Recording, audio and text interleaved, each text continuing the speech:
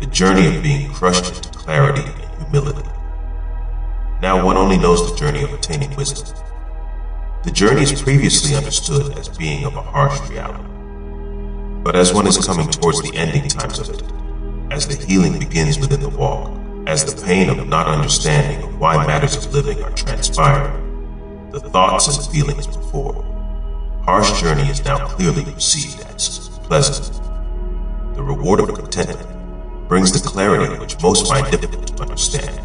What the human being has to accept is the rewards of living does not come without suffering through some degree of pain for the purpose of evolutionary growth upon the spirit and the mind, for the benefit of knowing the fundamentals of being alive, having to be, and therefore becoming from, before existing as an entity, into a living organism can only be expounded as a miraculous manifestation, as this is and has forever been a sacred creation, but asserted by religion to be of the origin of the God of the religious one. The connection and disconnection of the human family is one of an individual task, as we all are destined to come to know and understand ourselves as we struggle to understand one another through times of fear, joy, sorrow, and common human relationship.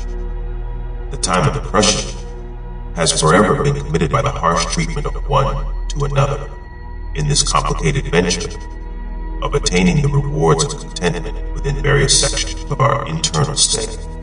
The place inside which is fulfilled of answers giving clarity, and no longer grieving the pains of not understanding of why matters transpire. With time proceeding as it does and must, and of as one is still living within time and its forwards motion, the human being comes to understand that, if one fails to have a clear understanding in the present, then there will be trials coming forth to weather through, for the sake of one to understand objectively in the present what him or her failed to understand clearly in the past. However, fulfillment in terms of coming to know is the primary recompense for the journey as a whole.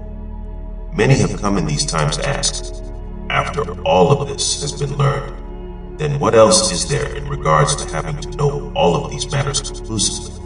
What now? I have wondered of what else can it be afterwards. What else is it that has to transpire after coming to know the status of perception? And for what reasons are there forthcoming in having the need for having this information individually? One asks of the claim forthcoming, is there more suffering to understand and to know? Has certain information been given for the sake of clashing against what information is preconditioned to come? I have come to the conclusion in effects of my observation of human relationship that information has never been a device for the creating of oneness of the human family. Information has forever caused divisiveness. So one asks, is accumulating all of this information, even individually for the sake of coming to know that information, knowledge itself is futile? Was the universe correct when I died for 8 minutes 2014, when it claimed that the mind is better at peace when it is void of any knowledge and only knowing nothing, and yet all living things, surpassing mere knowledge? Has the human family been cursed with knowledge? Was the Bible correct when God told Adam not to eat from the tree of the knowledge of good and evil? The knowledge of good and evil is obviously a constitution of information which has a dual content, which in nature, clashing into one another in terms of perception, as well as one of a contravention possibility, if one does not properly understand all aspects of information which one is trying to express. This explains God's warning of the human being not benefiting from the accumulation of knowledge, as one has to wonder, even through having accumulated knowledge, of how could this be so? I would have to say unfortunately. Just look at the moral condition of our current society, and of how further immoral it is becoming. This is through also this system of expression, as well as music and other venues of human utterance, all of which has in time become perverted, and therefore exposing and exploiting.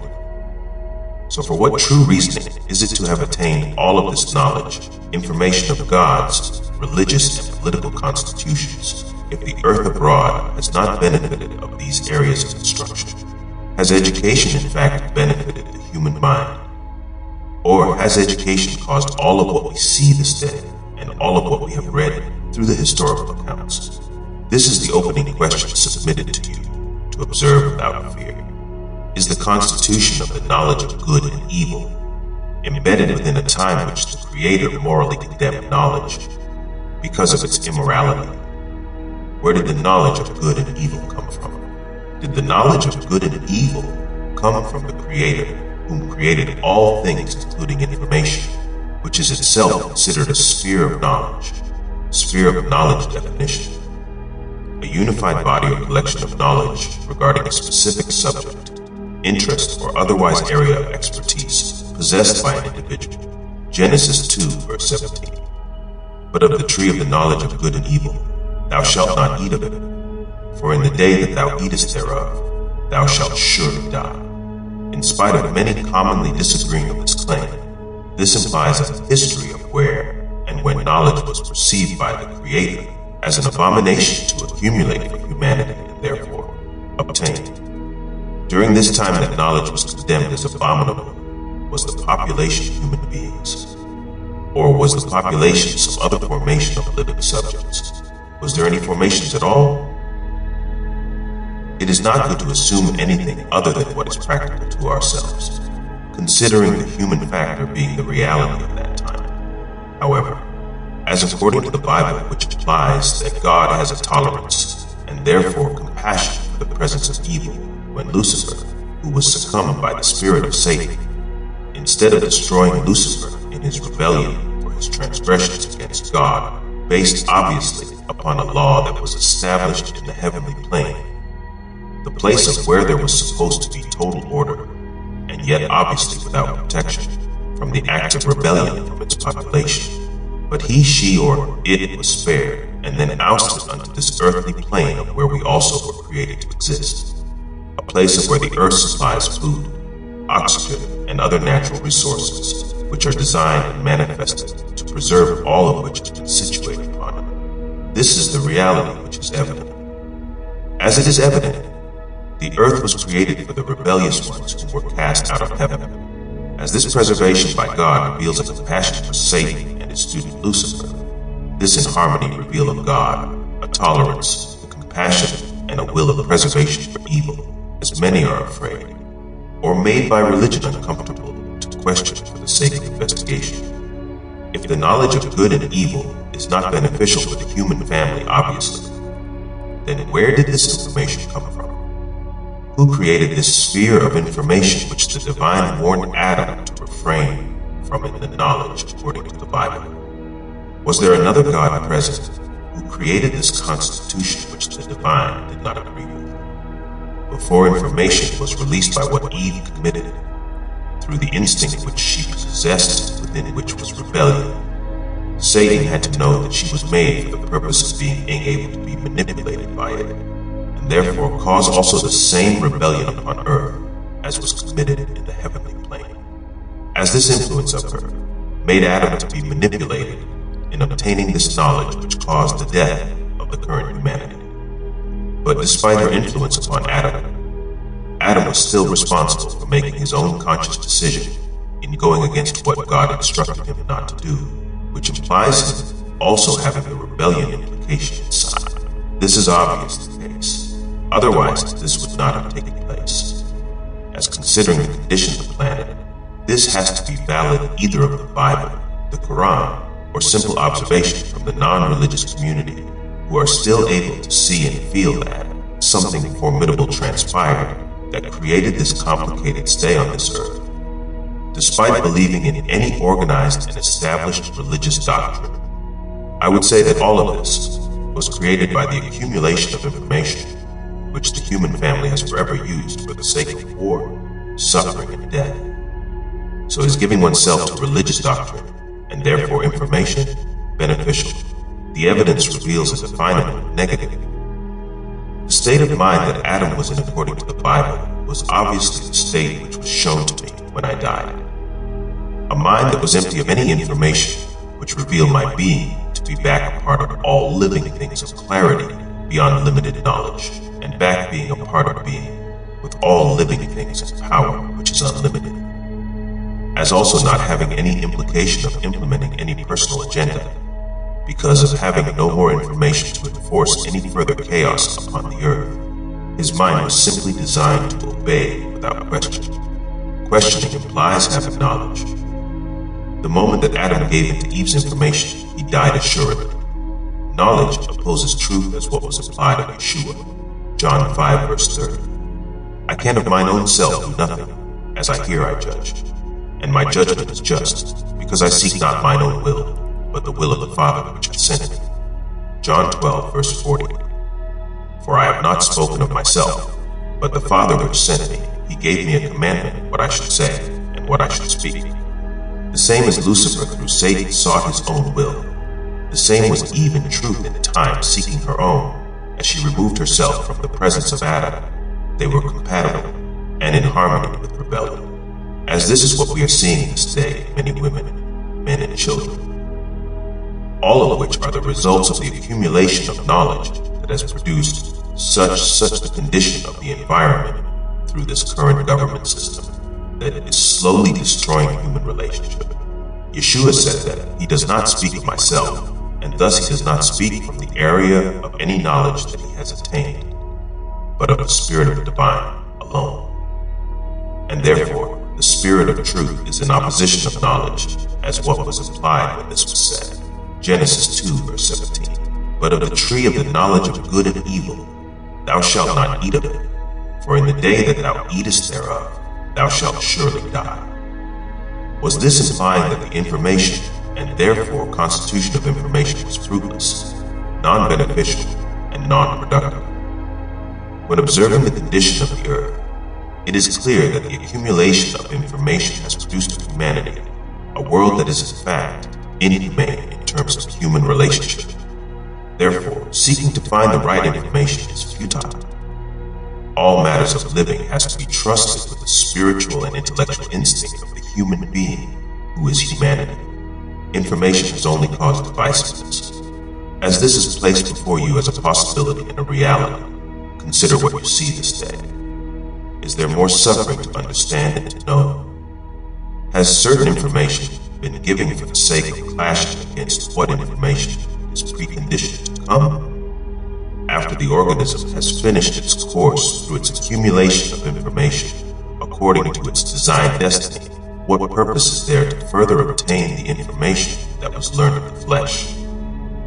If the human being is transformed from the burdens of the organism and into what is asserted as the spiritual state of being, it is a fact that what the organism has stored in memories, despite its years of existing and function of that information, when the organism dies, the information dies with it.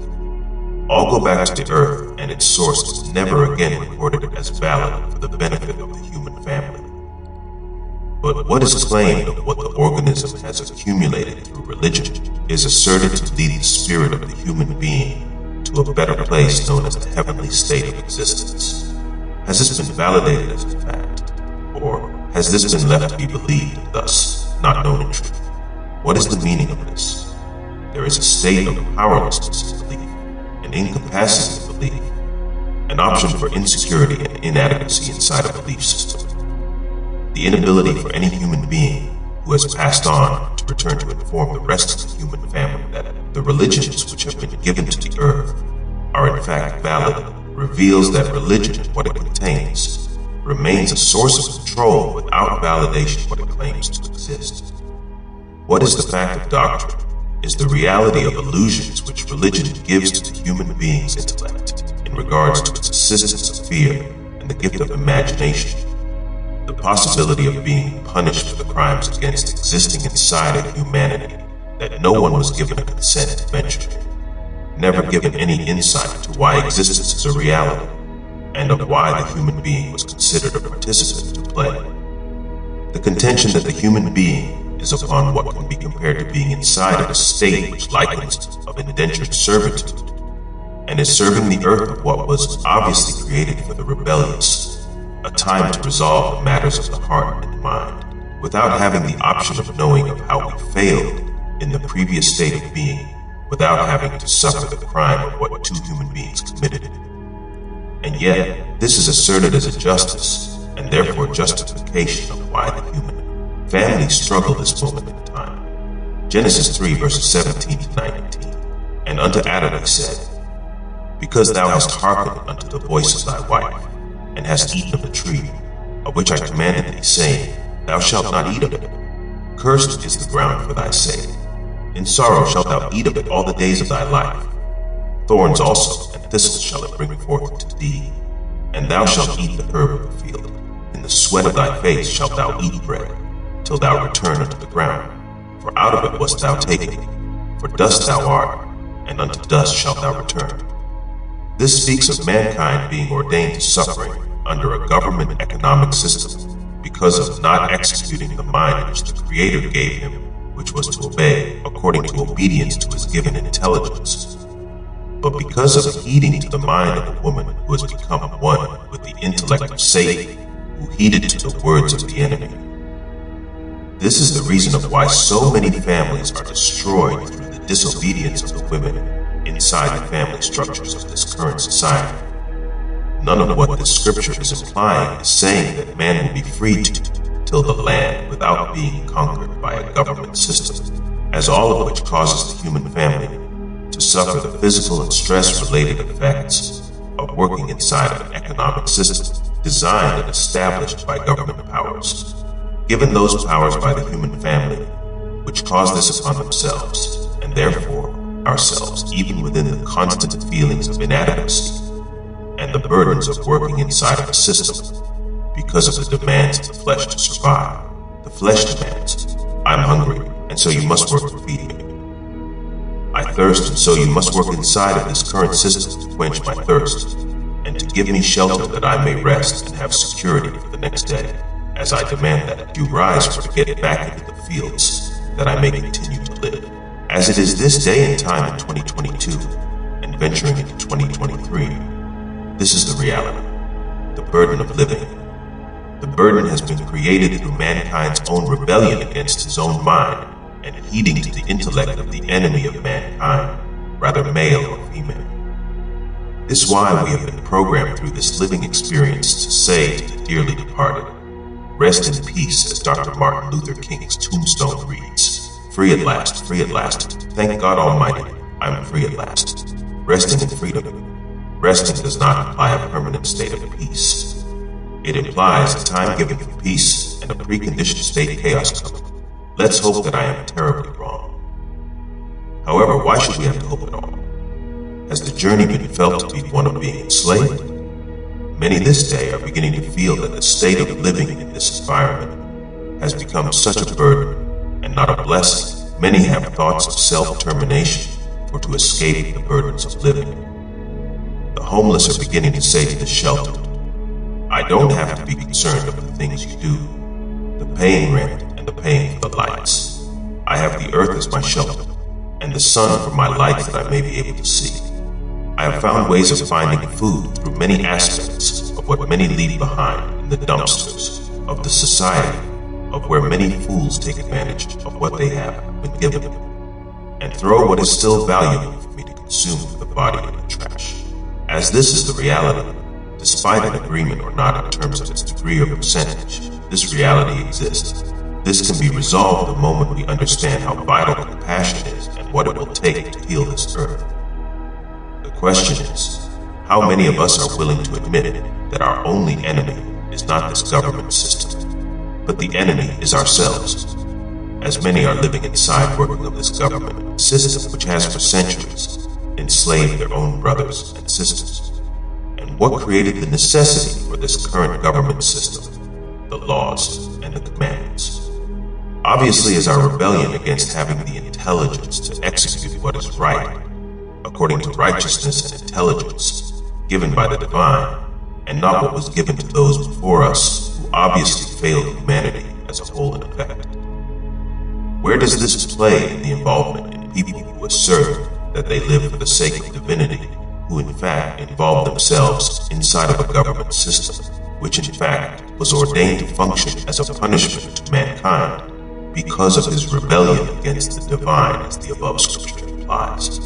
Is the human being's participation in this government system another form of an abomination against mankind, as Yeshua implied that his kingdom is not of this world, based upon principalities? conformance of the world governments and the non-conformance of the human being to the will of the Creator, the state of our reality has obviously revealed that very little has changed for the better, as many are seeking to be a part of this government system, which has opened to become a world system now without secret, as it in the same implication is offering college courses for many of the youth to take classes for their side of this Egyptian, Roman government system, which is in truth Babylonian in intent. There is a vicious cycle of immorality which is present, written by David Anthony Braithwaite.